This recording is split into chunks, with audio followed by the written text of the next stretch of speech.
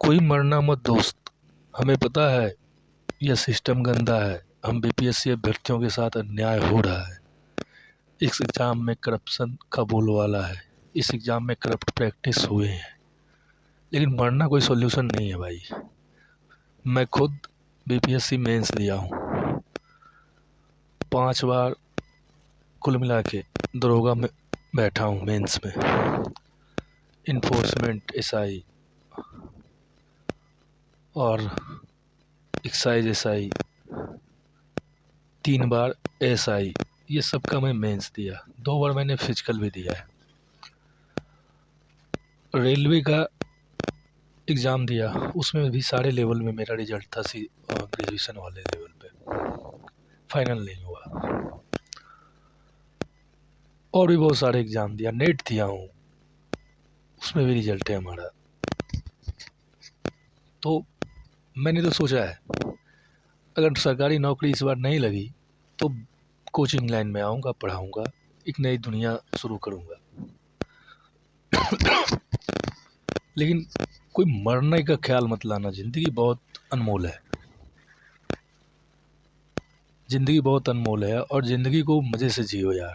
क्या ज़रूरी है, अगर सरकारी नौकरी नहीं मिला तो क्या हो जाएगा? इससे ज़िंदगी थोड़े ना बदतर हो जाएगी, नहीं होगी बदतर।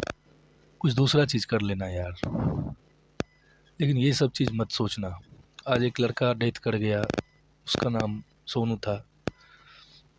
आ जाता है, हर किसी की ज़िंदगी में अवसाद आता है। हमने भी झेला है यार, हमें भी अवसाद आया है। ऐसा नहीं है, हमारी भी उम्र हो गई है, अभी तक नौकरी नहीं लगी है, तो अवसाद हमें भी आता है। लेकिन ये सोचना कि मर जाऊं तो सब कुछ बेहतर हो जाएगा, ये सही नहीं है। ये कहीं से भी सही नहीं है, ये सॉल्यूशन भी नहीं है। आप ज़िंदगी को क्यों ऐसा करना चाहते हो? ज़िंदगी में बहुत सारे रंग हैं और दुख जो है आना है, सबको आना है। कोई कितना भी पैसे वाला हो, कोई कितना अमीर हो, कोई कितना रसूख वाला हो, लेकिन दुख सबके लिए है और सुख भी सबके लिए है। इसलिए आज दुख है तो कभी सुख होगा, है ना? ये सबके लिए है। हाँ, ये लोग कह सकते हैं कि परिस्थिति कुछ ऐसा बना देती है कि लोग ऐसा करने को विवश हो जाते हैं। लेकिन मैं इस तर्क का मैं क्या जवाब दूँ? लेकिन मैं ये कहना चाहूँगा कि ये चीज़ें मत करना ज़िंदगी को।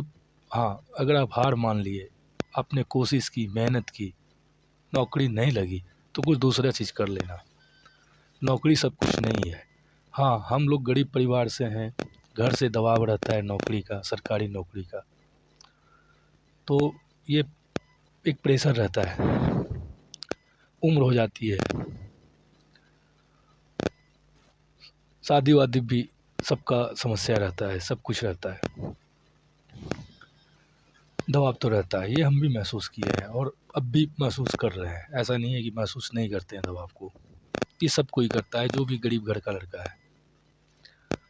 लेकिन ये चीज़ें सोचना कि ये सिर्फ हमारे साथ हो रही है, ऐसा नहीं है। ये सभी के साथ होते हैं, चाहे वो कितना भी अमीर हो, चाहे वो कितने अच्छे घर का लड़का हो। भले आपको पैसे के कारण दुख हो रहा है, लेकिन दुख का रीज़न किन्हीं दूसरे व्यक्तियों के लिए कुछ दूसरा होता है, ठीक है? तो ये सुख और दुख ये हमारे संसार के नियम हैं। इसलिए अपना तरीका बदल लेना दोस्त जीने का, अपने रास्ते बदल लेना। नौकरी नहीं तो कुछ और सही, कोचिंग खोल देना।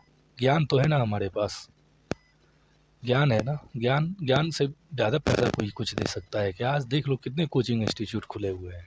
1-2 साल संघर्ष करने पड़ेंगे, लेकिन फिर तुम बहुत सारे पैसे कमाओगे। आज देखो, जिन्होंने कोई एग्ज़ाम भी नहीं निकाला उन्होंने भी कोचिंग खोल रखा है ना? तो डरना नहीं है, ज़िंदगी में चीज़ें आती रहती है, सुख भी आता रहेगा, दुख भी आता रहेगा, ठीक है? और ये सामान्य है, ऐसा नहीं है कि ये मतलब आप ही के लिए या हमारे लिए ही बना है दुख, ये सभी के लिए बना है और ये सबको मिलेगा। तो ये सब चीज़ें मत करना। और ये हम लोग क्या कर सकते हैं? एक सिस्टम से हम लोग फाइट कर रहे हैं, हम एक सिस्टम से लड़ रहे हैं जो जिसमें पूरा नेक्सस है, पॉलिटिशियंस का, ऑफिसर्स का, मीडिया का, सब कोई का एक नेक्सस है, ठीक है, एक पूरा नेक्सस है जो मिल के काम करता है आम लोगों के खिलाफ। तो उससे लड़ना इतना आसान नहीं है। आज क्या हो रहा है, छात्र आंदोलन कर रहे हैं, लेकिन क्या हो रहा है, उन्हें उपद्रवी बताया जा रहा है।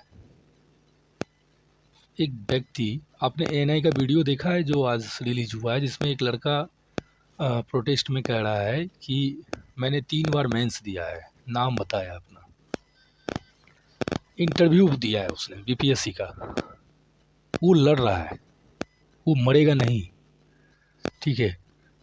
और उसने क्या कहा कि यहाँ कोई उपद्रवी नहीं है, यह सिस्टम आपको उपद्रवी कहती है, लेकिन आप जानते हो और भगवान जानता है कि हम उपद्रवी नहीं हैं।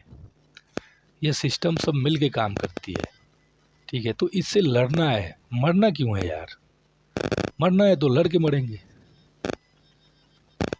ऐसे क्यों मर जाएंगे, सुसाइड क्यों कर लेंगे, कोई खुद को क्यों मार लेंगे, लड़ेंगे, लड़ाई में मर गए तो मर गए,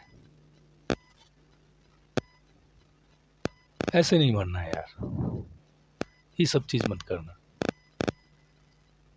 क्योंकि और कुछ नहीं होगा तो कुछ दूसरा चीज़ कर लेंगे ना। हमने तो सोच लिया है कोचिंग लाइन में आऊँगा, मैंने बीएड भी कर ली है, अगर हो गया टीचर में तो हो गया, नहीं तो मैं सोच लिया हूँ अगले साल से कोचिंग लाइन में आऊँगा अपना, उसी में पढ़ा हूँ इतना सारा, अच्छे अच्छे कॉलेजों से पढ़ा हूँ, बीएचयू से पढ़ा हूँ, नवोदय से पढ़ा हूँ, मास्टर्स कर चुका हूँ मैं। और देखो ना यार, मैं बहुत पहले ही मास्टर्स कर चुका हूँ, मेरा 17 में मास्टर्स हो चुका है ऑलरेडी, 15 में मैंने ग्रेजुएशन कर लिया, नौकरी अब तक नहीं हुई है, लेकिन क्या मैं मर जाऊँगा, नहीं मरूँगा, मैं दूसरा चीज़ कर लूँगा, क्योंकि मुझे पता है अगर मेरी ज़िंदगी में नौकरी नसीब नहीं है, मैं एक गरीब घर से हूँ, तो जब तक लड़ रहा हूँ, नहीं तो अब मैंने भी डिसाइड कर लिया है कि मैं अब इस लाइन से निकलूँगा, अब दूसरी लाइन में आऊँगा।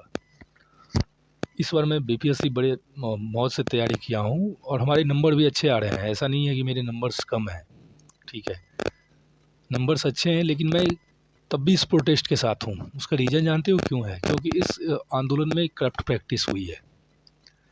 आपने कभी ऐसा देखा है कि इतने सारे सेंटर पे एक साथ एग्जामिनेशन में क्वेश्चंस लेट आए हैं, इतने सारे सेंटर्स पे? आपने क्वेश्चन का फॉर्मेट देखा है कैसा है? वो क्वेश्चन ऐसा है कि आराम से 2 लड़के बैठ के 20 मिनट के अंदर गूगल से सारे क्वेश्चन सोल्व कर सकते हैं,